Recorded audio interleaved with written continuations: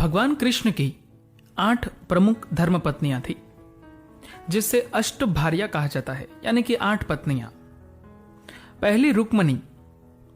रुक्मणी भगवान कृष्ण की पहली पत्नी थी। सभी पत्नियों में से रुक्मणी कृष्ण को अधिक प्रिय थी। रुक्मणी के पिता भीष्मका, जो कि विदर्भा के राजा थे, उन्होंने अपनी पुत्री का विवाह छेड़ी के युवराज शिशुपाल से निश्चित कर दिया था। शिशुपाल कृष्ण का कट्टर विरोधी था। जब भीष्मका को पता चला कि उसकी बेटी कृष्ण से प्यार करती है, तब उन्होंने रुक्मणी का विवाह तुरंत शिशुपाल से जबरदस्ती करने का निश्चय किया। क्योंकि रुक्मणी कृष्ण से बेहद प्यार करती थी, उन्होंने कृष्ण को तुरंत आकर उन्हें बचाने की मांग की, नहीं तो वह अपनी जान दे देगी।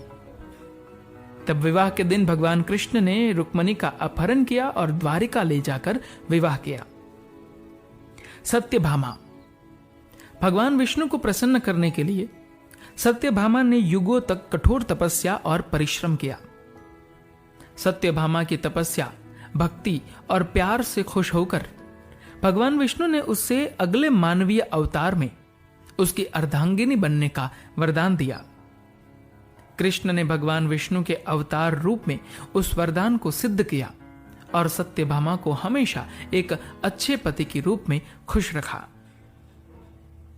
जाम्बवती। जाम्बवती भगवान राम की भक्त थी। उसके पिता जाम्बवन ने भगवान कृष्ण के समक्ष यह प्रस्ताव रखा कि अगर हूं स्यमंत का हीरा पाना चाहते हैं तो उसकी पुत्री से विवाह करें। कोई और उपयुक्त रास्ता ना दिखने पर भगवान कृष्ण ने यह प्रस्ताव स्वीकार किया और जाम्बवती से द्वारिका में शादी कर ली। कालिंदी। कालिंदी सूर्यदेव की पुत्री थी और यमुना नदी की देखभाल करने वाली देवी थी। वह भगवान विष्णु से इतनी मोहित थी कि उन्हें प्रसन्न करने के लिए वह कठोर तपस्या करने लगी। उसकी तपस्या, दृढ़ता और चंचलता से प्रसन्न होकर भगवान विष्णु ने अपने कृष्ण अवतार में उनसे विवाह कर लिया। लक्ष्मणा। भगवान कृष्ण ने अपने प्रिय मित्र अर्जुन, दुर्योधन और कई सारे योद्धाओं को धनुर्विद्या में हराकर लक्ष्मणा को हासिल किया। मित्र वृंदा। रुक्मणी की तरह मित्र वृंदा भी भगवान कृष्ण से अत्यंत प्रेम करती थी। उसके आग्रह पर भगवान विष्णु ने उनका अपहरण किया और उसके पिता और भाई की इच्छाओं के विरुद्ध मित्र वृंदा से विवाह कर लिया। नाग्नजीति। नाग्नजीति कौशला राज्य की राजकुमारी थी। उसके धार्मिक पिता ने ऐसे स्वयंवर का आयोजन किया जिसमें 7 बैलों को हराने वाला योद्धा ही उसकी पुत्री को जीत कर ले जाएगा। कोई भी राजकुमार इस प्रतियोगिता को जीत नहीं पाया। अंत में भगवान कृष्ण ने इस चुनौती को स्वीकार किया, 7 बैलों को अपने वश में किया और फिर नाग्नजीति से विवाह किया। भद्रा। रिश्ते में भद्रा कृष्णा की दूर की बहन थी, फिर भी उसने स्वयंवर में कृष्ण को ही अपना पति स्वीकार किया। इस तरह भगवान कृष्ण की 8 प्रमुख पत्नियां थी, जिसे उन्होंने अच्छे कर्मों और युद्ध कला से हासिल किया था। कृष्ण और उनकी 16,100 पत्नियां। दानव नरकासुर ने कई राजाओं को हराकर उनकी 16,000 बीवियों और पुत्रियों का अपहरण किया। कोई और राजा नरकासुर से लड़ने को तैयार नहीं था। तब भगवान कृष्ण ने सभी देवियों को छुड़ाने के लिए नरकासुर के महल में कदम रखा। भगवान कृष्ण की साहस, सुंदरता और मुस्कान देखकर सभी देवी ऐसे मोहित हुए कि सभी ने यह कसम खा ली कि अगर कृष्ण ने नरकसुरा को हरा दिया तो सभी रानियां और राजकुमारियां उनसे विवाह कर लेंगे।